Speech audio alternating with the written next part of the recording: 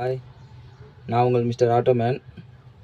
இப்போ என்னென்னா, ஒரு சின்ன கேம் தான். என்ன கேம்னா, கதை கேட்டு படம் பேர் சொல்லுன்ற மாதிரி கேமு. நான் ஒரு கதை சொல்லுவேன். அதை ஒரு 2 நிமிஷம் இல்லை 2 நிமிஷம் சொல்லுவேன். அதிலேயே நீங்கள் யார் கண்டுபிடிக்கணும்னு பார்ப்போம். அப்படி ஃபஸ்ட்டு கண்டுபிடிக்கிறவங்க அந்த செகண்ட்லேருந்து இந்த செகண்ட்லேயே நான் அந்த படத்தை கண்டுபிடிச்சிட்டேன் அப்படின்ட்டு கமெண்ட் பண்ணுங்கள். யார் ஃபஸ்ட்டு படிக்கணும்னு பார்ப்போம்.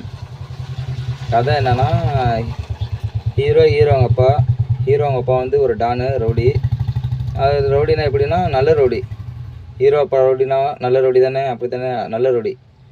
அப்படி இருக்கும்போது ஹீரோ ரவுடி கிடையாது. அவர் ஒரு படிச்சுட்டு ஒரு வேலைக்கு போயிட்டுருப்பார். அமைதியாக வாழணும்னு நினைப்பார். அப்படி இருக்கும்போது அவங்க ஊரில் ஒரு ப்ராப்ளம் ஆகிடும். என்ன ப்ராப்ளம் ஆகிட்டோம்னா, கஷ்டப்படுற ஃபேமிலி இருப்பாங்க பார்த்தீங்களா, அதில் வேலைக்கு போவாங்க. அப்படி போகும்போது ஒரு 5 பொண்ணுங்க வேலைக்கு போவாங்க ஒரு கம்பெனியில் வேலைக்கு போய்ட்டு என்ன ஆகும்னா, அந்த 5 பொண்ணுங்க ரிட்டன் வீட்டுக்கு திரும்ப மாட்டாங்க. சரி, ஆளை காணோன்னு சொன்னோன்னே ஹீரோ முறைப்படி தானே போவார். போலீஸ் ஸ்டேஷனில் கம்ப்ளைண்ட் கொடுக்கலாம் அப்படின்ட்டு போவார். ஆனால் போலீஸ் ஸ்டேஷனில் கம்ப்ளைண்ட் எடுக்க மாட்டாங்க. எப்படின்னா, அந்த பொண்ணுங்க ஓடி இருக்கும், வருவாங்க போங்க அப்படி இப்படின்னு சொல்லுவாங்க.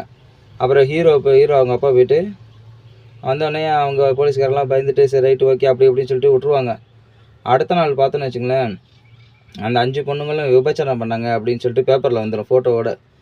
உடனே அந்த பொண்ணுங்கள்லாம் என்னடா இப்படி வந்துருச்சுன்னு சொல்லிட்டு எல்லாம் தீக்குளிச்சிருவாங்க.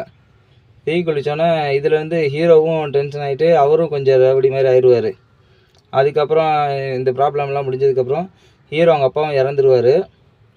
அப்போ ஹீரோ அவங்க அப்பா கூட எப்படி பார்த்தாலும் ஒரு 10 பேர் இருப்பாங்க பார்த்தீங்களா, அவங்களுக்கெல்லாம் ஹீரோ என்ன பண்ணுவார்னா, ஒவ்வொரு செட்டில்மெண்ட் பண்ணி விட்டுட்டு, இனிமேல் யாரும் இது பண்ண வேணாம், இந்த தொழில் பண்ண வேணாம், நீங்கள்லாம் அவங்கவுங்க ஒவ்வொரு வேலையை பார்த்து பொழைச்சிக்கோங்க, நானும் இனிமேல் இங்கே இருக்கலாம்னு சொல்லிட்டு வெளியூர் போயிடுவார்.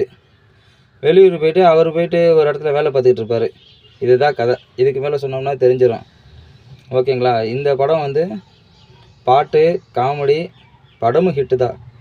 இது என்ன படம்னு நீங்கள் கமெண்ட் பண்ணுங்கள், பார்ப்போம். நன்றி, வணக்கம். நான் உங்கள் மிஸ்டர் ஆட்டோமேன்.